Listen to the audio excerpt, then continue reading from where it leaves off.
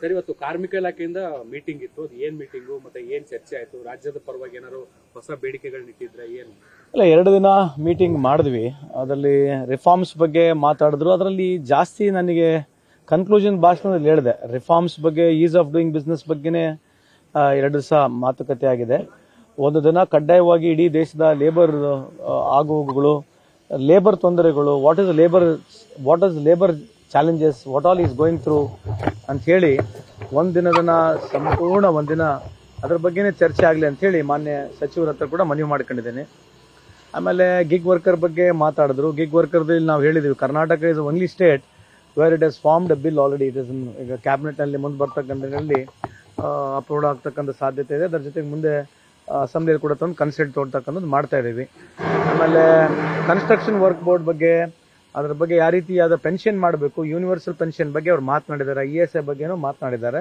ಎಲ್ಲ ಸ್ಟೇಟ್ಗಳಿಗೆ ಒಂದೊಂದು ಅವಕಾಶ ಕೊಟ್ಟಿದ್ರು, ಯಾರ್ಯಾರು ಬೆಸ್ಟ್ ಪ್ರಾಕ್ಟೀಸಸ್ ನಡೀತಾ ಇದೆ ಅಂತ ಹೇಳಿ ಅದ್ರ ಬಗ್ಗೆ ಸಮರ್ಪಕವಾಗಿ ಮಾಹಿತಿ ತಗೊಂಡ್ರು. He had lot of patience also.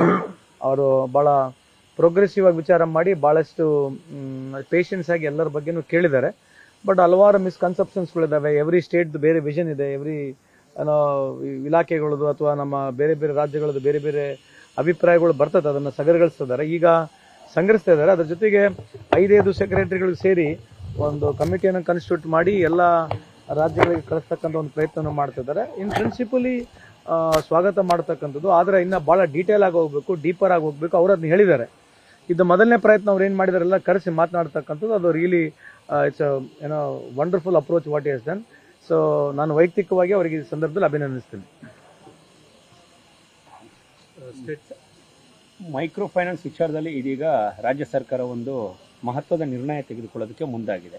ತಾವು ಸಚಿವರಾಗಿ ಹೇಗೆ ನೋಡ್ತೀರಿ ಅಂತ? ಅಲ್ಲ, ನಾನು ಇದ್ರ ವಿರುದ್ಧವಾಗಿ ಬಹಳ ಸಲ ಮಾತನಾಡಿದ್ದೀವಿ. ನಾನೊಬ್ಬನೇ ಅಲ್ಲ, ಬಹಳಷ್ಟು ಹಲವಾರು ಸಂದರ್ಭದಲ್ಲಿ ಎಲ್ಲ ಪಕ್ಷಾತೀತವಾಗಿ ಮಾತನಾಡಿದ್ದಾರೆ. ಇದು ಆಗಲೇಬೇಕು. ಇದು ಒಂದೇ ಅಲ್ಲ, ಮೈಕ್ರೋ ಫೈನಾನ್ಸಿಂಗ್ ಒಂದೇ ಅಲ್ಲ, ಈ ಪ್ಯಾನ್ ಇಂಡಿಯಾ ಬೆಟ್ಟಿಂಗ್ ಕೂಡ ನಡೀತಾ ಇದೆ. ಇದೇನು ಆನ್ಲೈನ್ ಬೆಟ್ಟಿಂಗ್ ನಡೀತಿದೆ, ಕ್ರಿಕೆಟ್ ಬೆಟ್ಟಿಂಗ್ ನಡೀತಾ ಇದೆ, ಈ ರಮ್ಮಿ ಗೇಮ್ ನಡೀತಾ ಇದೆ. ಇದು ಯಾವುದೋ ಒಂದು ಸಂದರ್ಭದಲ್ಲಿ ಬಹಳ ಟೆಕ್ನಿಕಲ್ ಸ್ಪೋರ್ಟ್ಸು, ಇಂಟೆಲಿಜೆಂಟ್ ಸ್ಪೋರ್ಟ್ ಅಂತೇಳಿ ಪ್ರಮೋಟ್ ಮಾಡ್ತಕ್ಕಂಥದ್ದು ಎಲ್ಲೋ ನಿಂದಿರಬೇಕು. ಕೇಂದ್ರ ಸರ್ಕಾರಗಳು, ಎಲ್ಲ ರಾಜ್ಯ ಸರ್ಕಾರಗಳು ಇದು ಕಡ್ಡಾಯವಾಗಿ ಕಡಿವಾಣ ಹಾಕ್ಬೇಕು. ಯಾಕಂದ್ರೆ IPL ಬೆಟ್ಟಿಂಗು, IPL ಮ್ಯಾಚ್ಗಳು ಆದ್ಮೇಲೆ ವರ್ಷದಲ್ಲಿ ಸುಮಾರು ಒಂದು 50 ಯುವಕರು ಸೂಸೈಡ್ ಮಾಡ್ತಕ್ಕಂಥ ಡಾಟಾ ಇದೆ, ವರದಿನೂ ಇದೆ. ಇದನ್ನೆಲ್ಲ ಗಮನಿಸ್ಬಿಟ್ಟು ಇದು ಕಂಪಲ್ಸರಿ ಬೆಟ್ಟಿಂಗ್ ಅಂತಕ್ಕಂಥದ್ದು ದೇಶದಲ್ಲಿ ಕಡ್ಡಾಯವಾಗಿ ನಿಂದಿರಬೇಕು. ಅದ್ರ ಜೊತೆಗೆ ಮೈಕ್ರೋ ಫೈನಾನ್ಸ್ ನಿಂದಿರಬೇಕು. ಆಮೇಲೆ ನಮ್ಮ ರಾಜ್ಯ ಸರ್ಕಾರ ಮುಂದುವರೆದಿದ್ದಕ್ಕೆ ಏನು ಕಾನೂನು ತರ್ತಾ ಇದೆ, ನನಗೆ ಸಂಪೂರ್ಣ ಮಾಹಿತಿ ಇಲ್ಲ. ಕಾನೂನು ತರ್ತಾ ಇದೆ, ಅದಕ್ಕೆ ನಾನು ಸ್ವಾಗತವನ್ನು ಮಾಡ್ತೀನಿ. ಇದು ಕಡಾವಣೆ ಆಗಬೇಕು, ಇದ್ರ ಬಗ್ಗೆ ಎಲ್ಲೋ ಸ್ಟ್ರೀಮ್ ಲೈನ್ ಆಗ್ಬೇಕಂಬುದು ಕೂಡ ನನ್ನ ವಾದ. ಈಗ ಕೇತ್ಗಾನಹಳ್ಳಿಯಲ್ಲಿ 14 ಎಕರೆ ಸರ್ಕಾರಿ ಜಾಗವನ್ನ ಪ್ರಭಾವಿ ರಾಜಕಾರಣಿಗಳು ವಶಪಡಿಸಿಕೊಂಡಿದ್ದಾರೆ ಅನ್ನೋದ್ರ ಬಗ್ಗೆ ರಾಜ್ಯ ಸರ್ಕಾರ ಅಧಿಕಾರಿಗಳಿಗೆ ಚಾಟಿ ಬೀಸಿದೆ. ಅಂದ್ರೆ ರಾಜ್ಯ ಸರ್ಕಾರ ಕೆಲವೊಂದಿಷ್ಟು ಪ್ರಭಾವಿ ರಾಜಕಾರಣಿಗಳ ಒತ್ತಡಕ್ಕೆ ಮಣೆ ಇತ್ತ, ಅವರ ಜಾಗಗಳನ್ನಾದ್ರೆ ಯಾಕೆ ತಮ್ಮ ತೆಗೆದುಕೊಳ್ಳೋದಕ್ಕೆ ಹಿಂದೇಟಾಗುತ್ತೆ ಅಂತ? ಎಲ್ಲಿ ಆಗಿದೆ ನನಗೆ ಮಾಹಿತಿ ಇಲ್ಲ. ಕೇತ್ಗಾನಹಳ್ಳಿಯಲ್ಲಿ ಇಲ್ಲ, ನನಗೆ ಮಾಹಿತಿ ಇಲ್ಲ ಅದ್ರ ಬಗ್ಗೆ. ಯಾಕಂದ್ರೆ ಲಾಸ್ಟ್ 3-4 ಡೇಸ್ ಇಲ್ಲೇ ಇದ್ದೀನಿ, ಅದ್ರ ಬಗ್ಗೆ ಮಾಹಿತಿ ಇಲ್ಲ ನನಗೆ. ಬಟ್ ಏನೇ ಆಗಿರ್ಲಿ, ಸರ್ಕಾರದ ಜಾಗಗಳು ಅಂದ್ರೆ ಮುಲಾಜಿಲ್ಲಾರಂಗೆ ವಾಪಸ್ ತಗೋಬೇಕು. ಸರ್, ಈಗ ಬಿಜೆಪಿಲಿ ದಿನ ಭಿನ್ನಮತ ಜಾಸ್ತಿ ಆಗ್ತಾ ಇದೆ. ಈಗ ಜಿಲ್ಲಾಧ್ಯಕ್ಷರ ನೇಮಕ ಆದ ಮೇಲೆ ಬಹಳಷ್ಟು ಜನ ನಾಯಕರು ವಿಜೇಂದ್ರ ಅವ್ರ ವಿರುದ್ಧನೇ ಅಸಮಾಧಾನ ಹೊರ ಹಾಕ್ತಿದ್ದಾರೆ. ರಾಜ್ಯಾಧ್ಯಕ್ಷರ ವಿಜೇಂದ್ರ ಅವರು ಕೂಡ ನಿಮ್ಮ ವಿರುದ್ಧ ವಾಗ್ದಾಳಿ ಮಾಡಿದ್ದಾರೆ. ಒಂದು ಅವ್ರ ಆಂತರಿಕ ಏನಿದೆ ವ್ಯತ್ಯಾಸಗಳು, ಅದ್ರ ಬಗ್ಗೆ ನಾವು ಮಾತನಾಡಕ್ ಹೋಗೋದಿಲ್ಲ. ನನಗೆ ಅದು ಇಂಟ್ರೆಸ್ಟ್ ಇಲ್ಲ. ಅವ್ರವ್ರ ಆಂತರಿಕ ವ್ಯವಸ್ಥೆಗಳು, ಅವ್ರ ಗುದ್ದಾಟಗಳು, ಅವ್ರೊಬ್ರಿಗೆ ಏನೋ ಹೇಳೋದು, ಅವ್ರವರಿಗೆ ಟೀಕೆ ಮಾಡೋದ್ರಲ್ಲಿ ನಾವು ಹೇಳೋದ್ರಾಗ ಏನು ಅರ್ಥ ಇಲ್ಲ. ಬಟ್ ನನ್ನ ವೈಯಕ್ತಿಕವಾಗಿ ವಿಜಯೇಂದ್ರ ಅವರು ಮತ್ತೆ ಏಕವಚನದಲ್ಲೇ ಮಾತನಾಡಿದ್ದಾರೆ. ನಾನೇನು ಮಾತಾಡಿದ್ದೀನಿ ಅಂತಂದ್ರೆ, ಮೋದಿ ಅವರು ಮಾಡಿರ್ತಕ್ಕಂಥ ಕಾರ್ಯಕ್ರಮಗಳು ಯಾವ ಅನುಷ್ಠಾನಕ್ಕಾಗಿಲ್ಲ. ಇದ್ರ ಬಗ್ಗೆ ಬೇಕಿದ್ರೆ ಚರ್ಚೆ ಮಾಡೋಣ. ಈ ದೇಶದ ಪರಿಸ್ಥಿತಿ ಬಗ್ಗೆ, ಈ ದೇಶದ ಅನ್ಎಂಪ್ಲಾಯ್ಮೆಂಟ್ ಬಗ್ಗೆ, ಇಂಥ ಮೂಲ ವಿಷಯಗಳನ್ನ ಬಗ್ಗೆ ನಾವು ಮಾತನಾಡ್ತಿರ್ತಕ್ಕಂಥದ್ದು. ಯಾರೋ ಪಾಪ ಪತ್ರಿಕಾ ಮಾಧ್ಯಮ ನಮ್ಮ ಸ್ನೇಹಿತರು ಕೇಳಿದ್ದಾರೆ, ಅವರು ಏಕವಚನದಲ್ಲಿ ನಮ್ಮ ಬಗ್ಗೆ ಮಾತನಾಡಿದ್ದಾರೆ. ದೇವ್ರು ಒಳ್ಳೇದು ಮಾಡಲಿ ಅವ್ರಿಗೆ. ಯಾಕಂದ್ರೆ ಅವ್ರಿಗೆ ಇದೆ, ಅವನ್ ಯಾರು, ಇವನ್ ಯಾರು, ನಾನು ಯಾರು, ನಾನು ಮೋದಿ ಸಾಹೇಬ್ರಿಗೆ ಏನಿಲ್ಲ, ನಾನು ಮೋದಿ ಸಾಹೇಬ್ರಂತಾನೆ ಮಾತನಾಡ್ತೀನಿ. ಮೋದಿ ಸಾಹೇಬ್ರ ಕಾರ್ಯಕ್ರಮ ಬಗ್ಗೆ ಮಾತನಾಡ್ತಿದೀವಿ. ಈ ದೇಶದ ಪ್ರತಿಯೊಬ್ಬ ನಾಗರಿಕನಿಗೆ ಹಕ್ಕಿದೆ. ಈ ದೇಶದಲ್ಲಿ ಯಾವನು ಸಣ್ಣವನಿಲ್ಲ, ಯಾವನು ದೊಡ್ಡವನಿಲ್ಲ. ಮತ್ತೆ ಪ್ರಧಾನಮಂತ್ರಿ ಪ್ರಶ್ನೆ ಕೇಳಿದ್ರೆ ಇನ್ಯಾರಿಗೆ ಪ್ರಶ್ನೆ ಕೇಳಬೇಕು?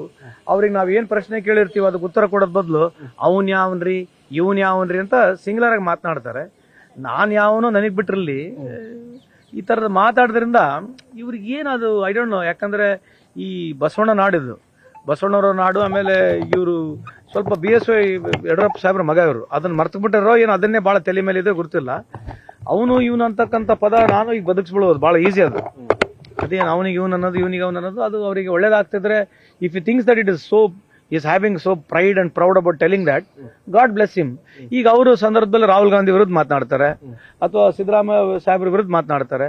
ಅವೆಲ್ಲ ರಾಜಕೀಯವಾಗಿ ಮಾತನಾಡ್ತಕ್ಕಂಥ, ನಾವೇನು ಪರ್ಸನಲ್ ಆಗಿ ಯಾವ್ದು ಮೋದಿ ಸಾಹೇಬ್ರ ವಿರುದ್ಧ ಮಾತನಾಡ್ತಿಲ್ಲ. ಕೇಳಿರ್ತಕ್ಕಂಥ ಸರ್ಕಾರದ ಪ್ರೋಗ್ರಾಮ್ಗಳು, ಬಿಜೆಪಿ ಮಾಡಿರ್ತಕ್ಕಂಥ ಕಾರ್ಯಕ್ರಮಗಳ ಬಗ್ಗೆ ಪ್ರಶ್ನೆ ಮಾಡಿದ್ರೆ ಈ ತರ ಸಿಂಗುಲರ್ ಆಗಿ ಮಾತಾಡಿದ್ರೆ ಅವ್ರ ದೇವ್ರು ಒಳ್ಳೇದು ಮಾಡ್ಲಿ ಅಂತ ಹೇಳ್ಬೋದು. ಸರ್, ಈಗ ರಾಮುಲು ಅವರಿಗೆ ಬಿಜೆಪಿಯಲ್ಲಿ ಸಾಕಷ್ಟು ಅಸಮಾಧಾನಗಳು ಇರುವಂತದ್ದು, ಆದ್ರೆ ಅದನ್ನು ಬಹಿರಂಗವಾಗಿ ಕೂಡ ಅವರು ಹೇಳಿದ್ದಾರೆ ಅವರ ಉಸ್ತುವಾರಿ ವಿಚಾರದಲ್ಲಿ.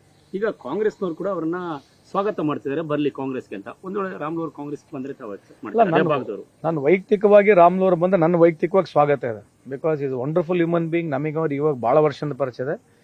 ಎಲ್ಲ ಬಿಜೆಪಿ ಮುಖಂಡರು ರಾಜಕೀಯವಾಗಿ ನಾನು ಯಾವಾಗಲೂ ಅದರ ಜೊತೆ ಅನ್ಯವಾಗಿದ್ದೀನಿ. Ramulu is a very dearest friend of mine, ಅದ್ರಿಗೆ ಡೌಟೇ ಇಲ್ಲ. ಬಟ್ ರಾಜಕೀಯ ನಿರ್ಣಯಗಳು ಅವ್ರು ತಗೋಬೇಕು, ಬರಬೇಕಾ ಬರಬಾರ್ದು ಅವ್ರಿಗೆ ಬಿಟ್ಟಿರ್ತಕ್ಕಂಥದ್ದು. ಬರ್ತಾ ಇದ್ರೆ ಸ್ವಾಗತ ಮಾಡ್ತೀನಿ.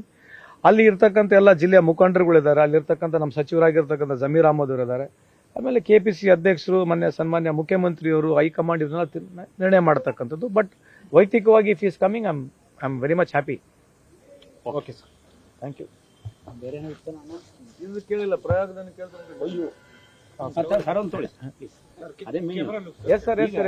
ಬ್ಯಾಟಿಂಗ್ ಮಾಡಕ್ಕಿರೋದು ಅದು T20 format sir. Yes sir, ಐಸಾ भैया मेरी शादी भी हो चुकी है भैया. Sir offer. Yes sir, tell me. Sir, ಈಗ ಪ್ರಯಾಗ್ರಾಜ್ ಕುಂಭಮೇಳದಲ್ಲಿ ಬೆಳಗಾವಿ 4 ಜನ ಸಾವನ್ನಪ್ಪಿದ್ದಾರೆ ಅನ್ನುವಂಥದ್ದು. ಅವ್ರ ಬಾಡಿಗಳೀಗ ಆಲ್ರೆಡಿ ಬೆಳಗಾವಿ ತಲುಪುವಂತ ಹಂತದಲ್ಲಿದ್ದಾರೆ.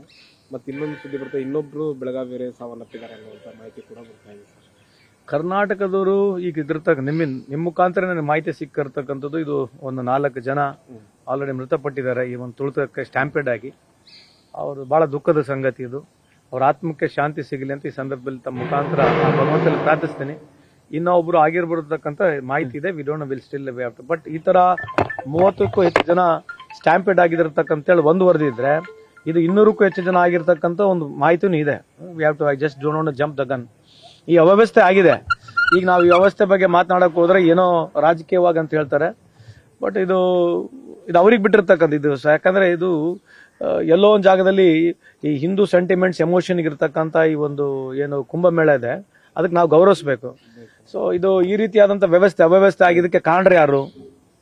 ಅಲ್ಲಿ ನನಗೆ ಮಾಹಿತಿ ಇರತಕ್ಕಂಥ ಪ್ರಕಾರ ಬರೀ VIP-ಗಳಿಗೆ ಜಾಸ್ತಿ ಹೆಚ್ಚು ಒತ್ತು ಕೊಟ್ಟಿದ್ದಾರೆ.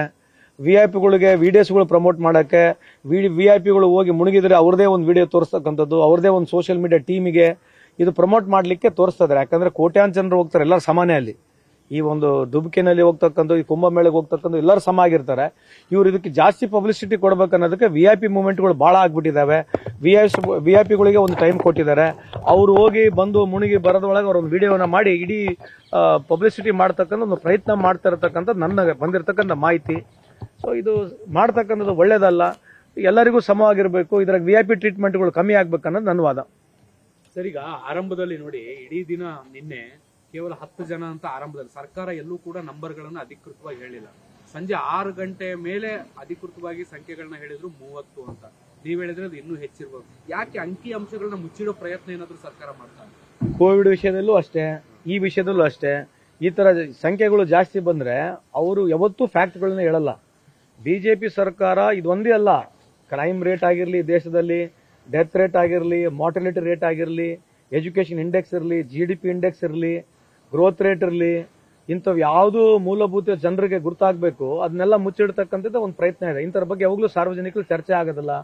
ಕೋವಿಡ್ದು ಚರ್ಚೆ ಆಗಿಲ್ಲ, ಇದನ್ನು ಚರ್ಚೆ ಮಾಡಕ್ ಬಿಡೋದಿಲ್ಲ ಅವರು. ಇದನ್ನೆಲ್ಲ ಈಗ ಮಾಧ್ಯಮ ಮುಖಾಂತರ ಅವರಿಗೆ ಗಟ್ಟಿ ಹಿಡಿಯೋದು, ಉಸಿರು ಕಟ್ಟ ವಾತಾವರಣಕ್ಕಂತ ಮಾಡ್ತಕ್ಕಂಥದ್ದು ಮಾಡ್ತಾರೆ. But I will not commit anything politically.